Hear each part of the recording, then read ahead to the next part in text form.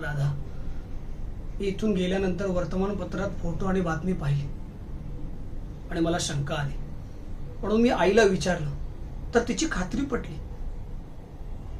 मग मी चौकशी केली तर मला कळलं की पोस्टमॉर्टम करून ताब्यात बॉडी मिळणार आहे आपल्याला संध्याकाळपर्यंत. त्याच्या संघटनेचे काही कार्यकर्ते त्याचा अंत्यसंस्कार करणार होते.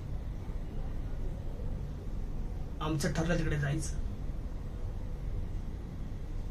आम्ही जुळे भाऊ, त्यामुळे माझ्या चेहऱ्यातलं साम्य ओळखता येऊ नये म्हणून मी नकली दाढी मिशा लावल्याने गॉगल लावला आणि आईला बजावून सांगितलं की तो आपलाच अजय असला तर तिथे आपलं नातं दिसू द्यायचं नाही, आपली ओळख दिसू द्यायची नाही. तिला समजवलं की गुन्हेगाराला शासन व्हायचं असेल तर आपल्याला हे गुप्त ठेवावंच लागेल. तिनेही मान्य केलं.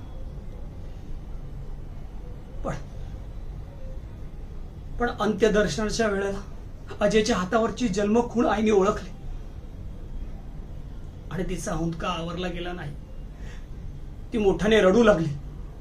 मी तिला कसं सांभाळलं आणि घरी घेऊन आलो.